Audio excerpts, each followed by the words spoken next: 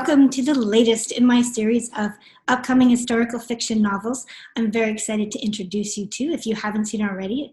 We did speak a little while ago in our little view from here, little panel before, but this is Miss Julia Kelly. And her new book, The Last Garden in England, I just finished it and it's beautiful. It's really Thank you.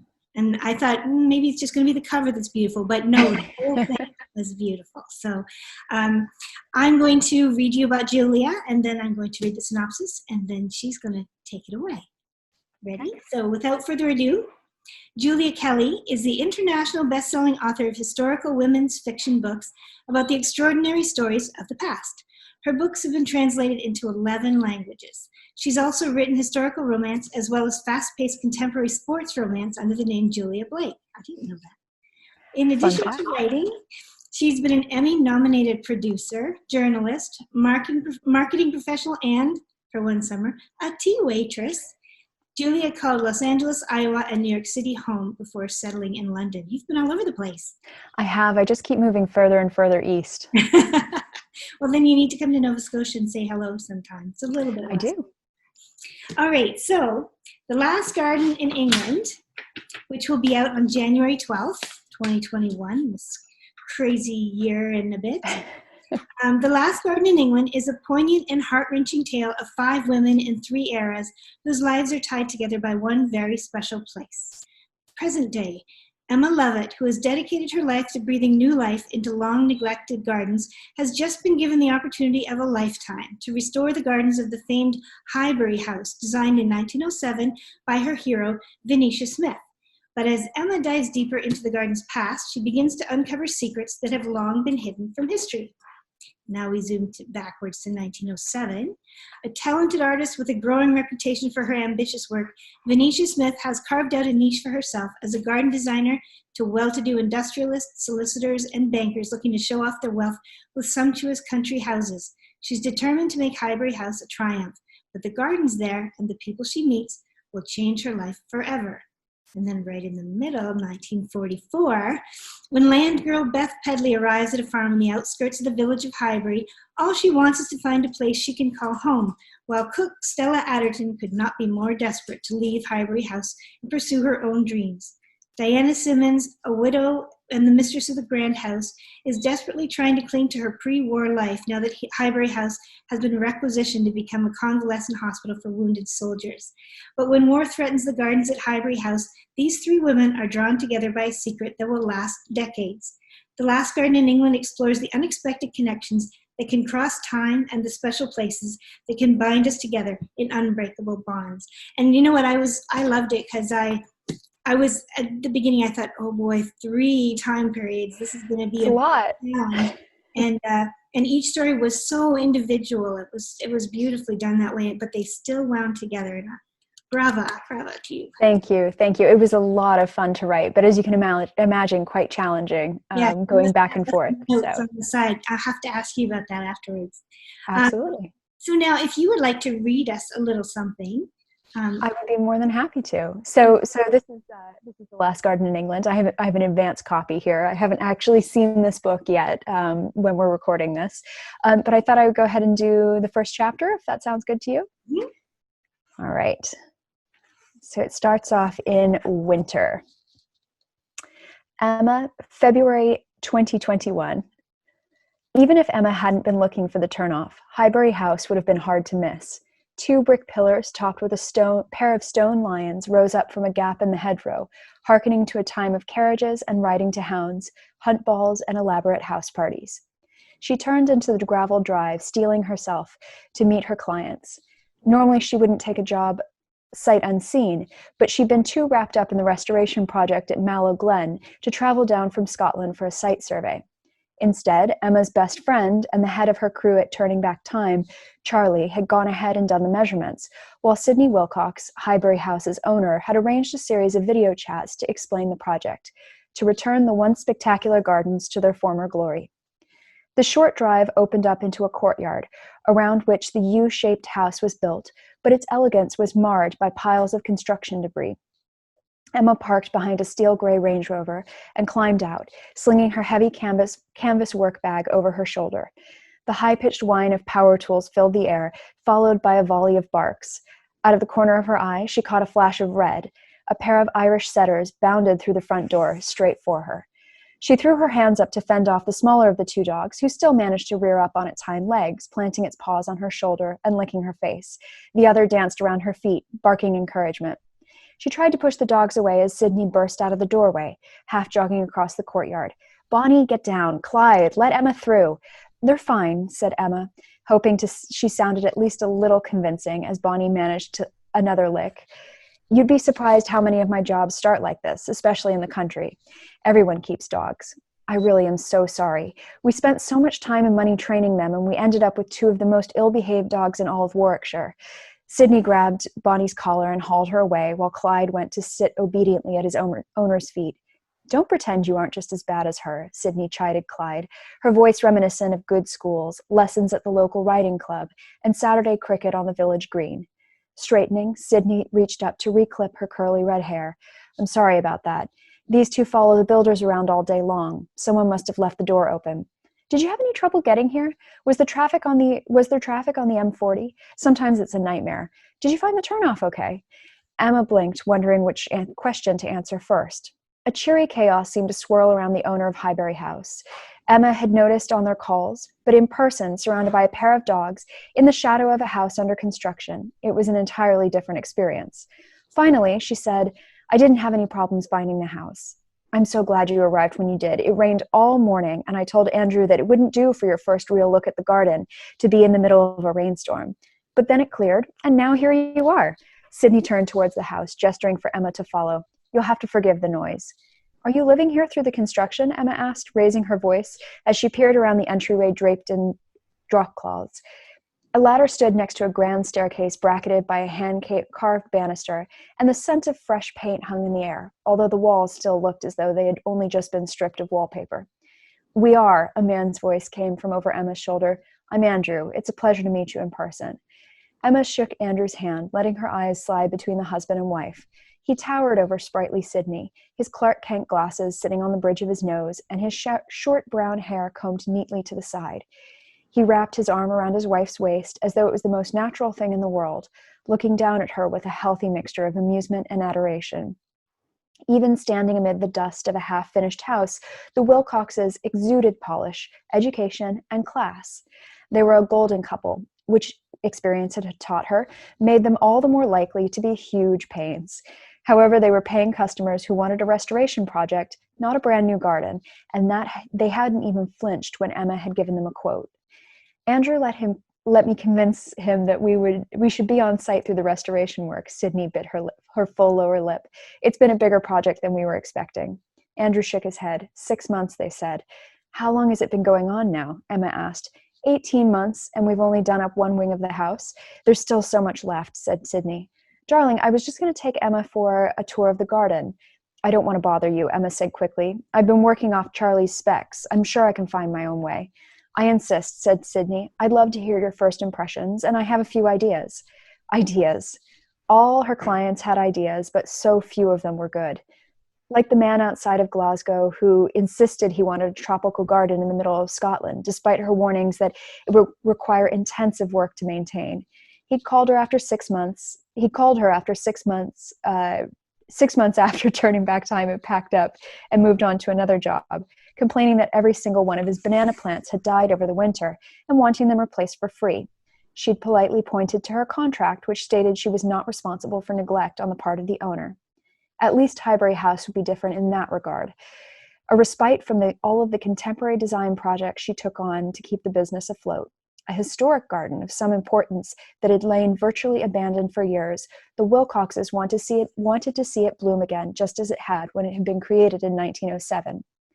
Although they took time and research well beyond her modern projects, Emma loved nothing more than sinking her spade into a restoration. She'd done battle against poured concrete patios and cursed stretches of lawn previous owners had lain because it was easier than doing any real gardening. In one particularly egregious instance, she'd ripped out half an acre of artificial lawn installed in the 1970s and recreated an 18th century knot garden, through which ladies in powdered wigs had once strolled. She could make long-forgotten gardens bloom out of pastures and paddocks. She could rewind the clock, make things right again. Still, she couldn't live on challenge alone, and since Sydney would be paying her bills for the next year, she would humor Sydney's ideas, within reason. "I'll be glad of the company," she said, putting as much enthusiasm as she could into her voice. "Are you coming, darling?" Sydney asked Andrew. "I would, but Greg just said something about the floor joists," he said. "What about them?" Sydney asked. Andrew gave a half laugh and pushed his glasses up. "Apparently, we don't have any in the music room. They've rotted straight through." Emma's brows rose as Sydney's mouth formed an O. Andrew waved a goodbye, darted around the ladder, and disappeared through one of the doors off the entryway. "I'm afraid that's been happening a lot recently," Sydney said, pointing to a pair of French doors that had been stripped of their paint and looked like they were waiting for a good sanding. "The easiest access to the garden is just through there." Emma followed her employer out onto a wide veranda.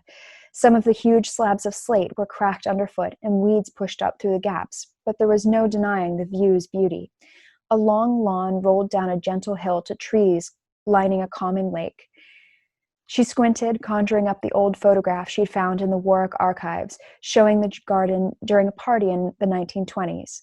There had been one set of short set of stairs down to a reflecting pool surrounded by 2 quarter circles of box, as well as a long border that ran the eastern length of the property. Now there was nothing but a stretch of uninterrupted lawn that held none of the charm that surely would have imbued Venetia Smith's original designs. Excitement pricked the back of her neck. Despite turning back Time's hard-earned reputation for conservation work, she had yet to design a Venetia Smith garden. Restore a Venetia Smith garden. Important. Long before she'd become famous in America, the Edwardian garden designer had designed a handful of gardens here in Britain. Emma owed her career to a BBC program about the restoration of Venetia's garden at Longmarsh House. At 17, she had insisted that her parents take her to Longmarsh House on holiday. While most of her friends were thinking about where they might go to university, she stood in that restored garden and knew what she wanted to do with her life. As they descended the veranda's steps, Sydney gestured to the eastern edge of the lawn. "There isn't much of the shade border left." Emma walked to one of the gnarled trunks that made up a long, straight path along the east edge of the great lawn. The cold, rough bark felt comfortingly familiar under her hand. "The trees along the lime walk look as though they've been well maintained." "That would be the garden service. Dad kept on the same company that Granddad employed. They do what they can to keep things tidy," said Sydney. "Tidy, but nothing more." "This whole stretch would have been much more vibrant when it was first created," said Emma. "Even in the shade?" Emma smiled. "It's a common misconception that shade gardens are dull. I haven't found an archival photograph of what it looked like when Venetia planted it, but she loved colors, so we can assume she used it." "I bought a couple of collections of her books and diaries after our last call," said Sydney. "She wrote so much, I almost don't know where to start. Her diaries are my favorite. She published a few between the wars, but about 20 years ago, someone bought her old house in Wimbledon and found 2 from her very first projects," said Emma. "But not Highbury." She shook her head. "If they had, we'd have built-in project plans." "The tea garden's through here, isn't it?" she asked, nodding to a passage with a gate between the lime trees. "Yes," said Sydney. The neatness of the lime walk dropped away as they crossed into the tea garden. An enclosed room, it would have been created as a sanctuary for ladies to gossip among soft pastels of whimsical flowers. Now it was chaos. "The gardeners don't get into the garden rooms much," said Sydney, a touch of apology in her voice. "Dad said it was expensive enough to do the lawn and the parts you can see from the house." It showed. A stand of dead Gara twined with dead Queen Anne's lace, all dried up and falling over. Several sad clumps of roses, heavy with hips, had become scraggly from too many winters gone without a good hard pruning, and Emma doubted they threw off more than a dozen blooms in June. Everything else was an indiscriminate mix of long-dead flowers and weeds. "I can help you find a crew to maintain the gardens when I'm done here," she said. "That bad, is it?" Sydney asked with a laugh. "If I were your dad, I'd ask for my money back." "That entire patch looks like it's just weeds," she said, pointing to an odd gap of packed earth where a single bindweed-covered teak bench sat forgotten. "There was probably once a gazebo or pergola there sometime." "That was one of the casualties of the great storm of 87. I know we lost some trees at the edge of the lake and in the ramble. I found receipts for the tree surgeons in Granddad's records," said Sydney. Did you have any luck finding anything from 1907 when the gardens were created? Not yet, but don't worry. Granddad never threw anything out. I'm still pulling boxes of paper out of the study, and I haven't even tackled the attics yet. If there's something there, I'll find it, said Sydney. Emma followed Sydney through the yew hedge to the lover's garden, which featured bare clumps of ground and struggling tropicals Emma was certain Venetia wouldn't have come across in her time. Beyond that, the children's garden was little more than a collection of wildflowers and 4 large cherry trees in desperate need of pruning. And the lavender walk was wildly overgrown but thriving. The sculpture garden was now mostly lawn and a few broken, weather-scarred statues. Next was a mismatched garden Emma still couldn't place the purpose of despite her research, and what was supposed to be a white garden had self-seeded into what she was sure would be a multitude of colors come spring. Down they walked into what Emma guessed was a long-defunct water garden, the low trough in the middle now choked with non-aquatic weeds. It all struck her as sad, an indistinct mess of sprawling neglect. And that, said Sydney as they walked down the path between the water and the white gardens, brings us to this. At first, all Emma saw above the tall brick wall were the reaching tops of trees and long canes of a climbing rose fighting for supremacy and sunlight. However, as they walked around the gently curving wall that formed a circle of brick, they came to an iron gate, rusted brown and orange.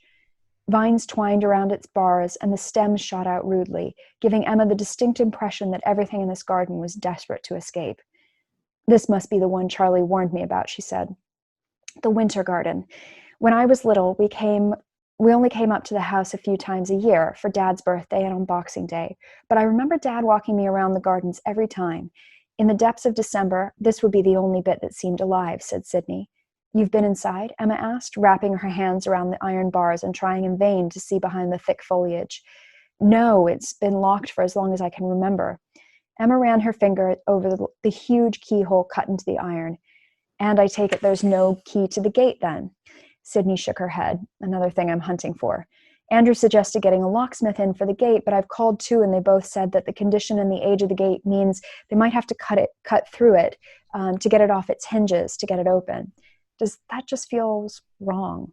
Wrong, Emma asked, pulling back. I couldn't in good conscience destroy part of the garden's history while I'm working so hard to restore the house. And Sydney paused. There's just something about the winter garden. It feels so abandoned. The entire garden was a living example of neglect, but Emma saw her point. She guessed Sydney was around her age, and the idea that someone could leave this garden untouched and unattended for 35 years made her shiver. It was so sinister, solemn, secretive. Nothing about this job was going to be easy. There were no plans and very little archival material, and much of the original structure of the garden had been lost to time. But while that might have scared off some of her competitors who preferred the ease of designing contemporary gardens to their clients' exact specifications, Emma couldn't help the hint of excitement that fizzed through her when she looked through the hopeless mess. A project like this was what made slogging through payroll and ordering and appointments with her accountant worth it. Highbury House was the sort of project she loved. Well, we could get a ladder and try to scale the wall, said Emma. Andrew had a go at that, Sydney said. He got up there and realized that there was nowhere to safely put a ladder down on the other side. When was this, she asked. Right after we sold our company, we offered to buy the house for Mum and Dad. Granddad had left some money, but most of it went to fixing leaks in the roof and trying to heat the place so the damp didn't set in. It became a bit of a millstone over the years, and Dad never had the heart to sell it, Sydney said. Emma offered a smile. And now you've decided to put it back together again. That's right. We're Sydney and Andrew Wilcox, savior of old houses. And their gardens, said Emma. I hope that the scale of project hasn't scared you off, said Sydney. Even if the size of Highbury House's project had been intimidating, Emma still would have taken it in. Mallow Glen had run over by a month because of 3 different issues with suppliers, forcing her to sacrifice a smaller job doing up a cottage garden in Leicestershire while prepping for Highbury House.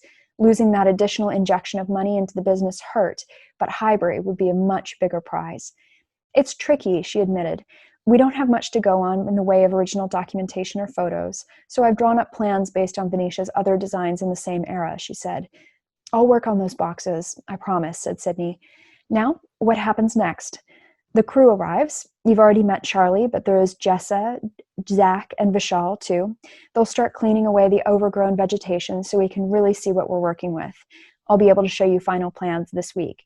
Sydney clasped her hands in front of her, looking for all the world as though was about to break into song like a heroine in a musical. Instead, she said, "I can't wait." Neither, Emma thought, can I. And that's the first chapter of The Last Garden in England. That was beautiful. Thank you. And thank you. You got right into the garden talk that I have to ask you all about. I have a brown thumb.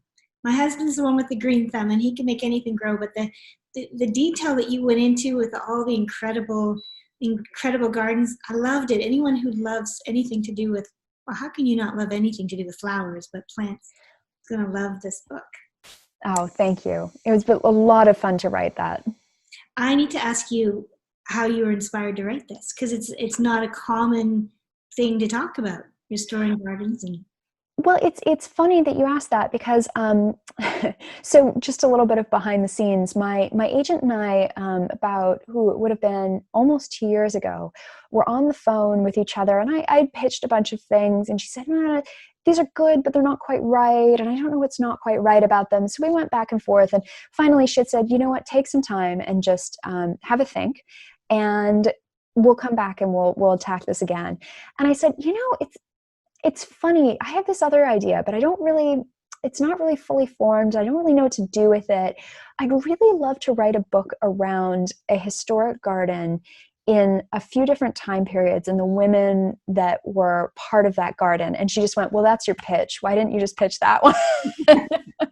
So we realized that our hour-long conversation probably could have been about 30 seconds. But no, I've grown up around gardens my entire life. My father is a wonderful gardener and did incredible gardening work in Southern California, where we're from, taking the concept of an English garden with those big lush borders and beautiful flowers and roses. And he just created this absolutely wonderful thing. And of course, when you garden, you spend a lot of time in the garden, and you enlist your children to help you in the garden because they're unpaid labor. So I did a lot of gardening work when I was a kid. And also we went to a lot of historic gardens when I was growing up as part of, traveling around England. And I've always loved historic houses. I've always loved historic gardens. So I think that's where the seed of this really, no pun intended, really was planted. And I just had this nagging idea for years in the back of my head that I want to do something around a garden. And then it became sort of, because I'm interested in women's stories in particular, it felt like a natural progression to focus on a woman in the Edwardian era, when there were very few famous women gardeners. Really, Gertrude Jekyll is the one that most people who are interested in gardening can put their hands to that name. But really, it was still this area that women were pioneering. And then because I have this interest in World War II as well, I thought, it'd be really interesting to see what happened at the house during that time. And my family actually lives in Warwickshire, where the book is set. And so I know bits and pieces of local history, and a lot of the houses around here were requisitioned because there are some significant bases and things like that. So it became a natural kind of path to go down. So everything slots into place. It just sometimes takes a few years for all the ideas to percolate. That's when the magic happens. And it's always the idea that you pitch to your agent that you're thinking, well, this is the one that's not going to matter. And that's the one that always works. Exactly. When it was the vaguest one too. So it really kind of gave me a lot of scope to figure out what it was going to be. But in a way, that's kind of the most fun. Exactly. And then you planted the seed, and then it took root, and then it bloomed. Exactly. A little bit of editing, a little bit of pruning, but it's there. That's the fun part too. Do you like doing edits? I do very much. So my background is in journalism and editing, although on the nonfiction side. And so I just finished a draft of my current work in process yesterday when we were recording this. And I feel like I can sit back now and really work with something. And that's when I enjoy layering in the detail and emotion and research. But I just have to get it out of my head first. And I find that a much more stressful process. Yeah, I thought when I first started doing this, writing these things, I felt like, I must have made lots of mistakes because I'm going back and having to redo so much. Mm-hmm. then I learned that's part of the process to grow from there, and that's the most exciting part. So Exactly. is Venetia a real person? Venetia is not a real person. She's an amalgamation of a few people with some fiction thrown in as well. So I mentioned Gertrude Jekyll. There was a woman who worked on a garden that I actually visited as part of the research for this book. The garden is called, well, the home is called Upton House, and it's also in sort of this area of the world. And there was a gardener there named Kitty Lloyd-Jones, and she went through and sort of was a very modest background and became a gardener to all of these very wealthy, well-to-do people with these big manor houses. And she created this really beautiful garden at Upton House that has a lot of different elements to it. And I liked the idea of playing with a garden that had different areas, different rooms, talking about the winter garden and the water garden and all these different things. So she was a little bit of the model as well. Yeah, that was interesting too. And the winter garden, people will learn that is such an enigmatic place when they get to that part of the book. Literally, it's in the middle of the garden, and it is central to the entire story. So it was that was so beautifully done. And again, I started out thinking, oh, I don't know if I'm going to be able to manage all the 3 time periods all at once. But they blended so beautifully. So how did you do that? When I was writing the dual time, I found that it was easier to write the stories separate from each other and then try to merge them together. Is that sort of how you did it?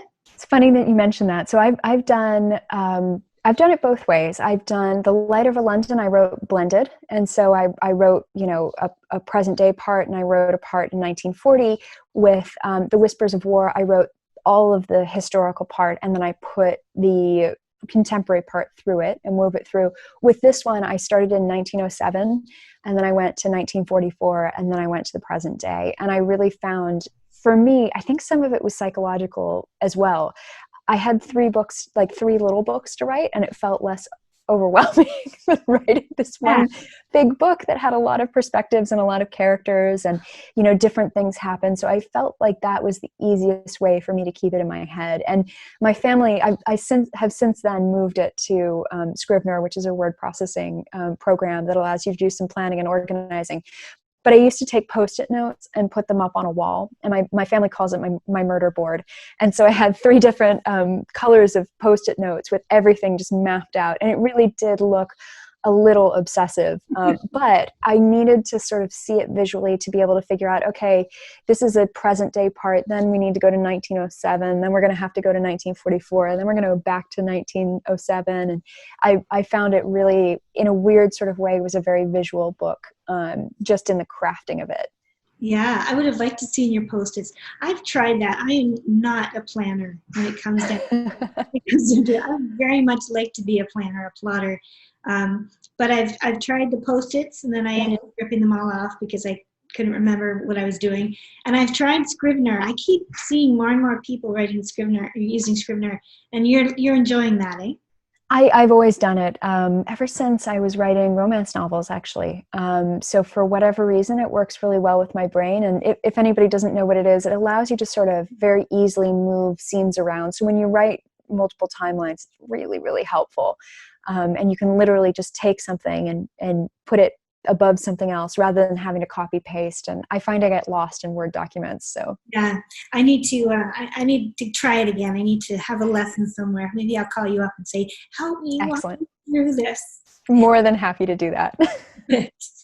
Thank you very much, Julia, for coming. You're so welcome. And I wish you all the best with your launch. It's a beautiful book, and I know my readers are going to love it. And I sure did. I've already, packaged one up for a Christmas gift. Oh, wonderful. Well, thank you. Going to, in case I, know, but. Well, thank you so much for that. I really appreciate it. And it should be fun to see it hit shelves. Yes, and I hope everyone pre-orders. It's a great book. Everyone will love it. It starts off looking beautiful with the cover, and then you open it, it's like going into a whole different world. And you taught me a lot. I really enjoyed that too. That's the best thing about historical fiction. That is my favorite thing about historical fiction. So I'm very glad to hear that. Thank you. Yes, my pleasure. And again, thank you for coming. Of course, anytime. Have a great holiday season. Thank you. You too. Take care.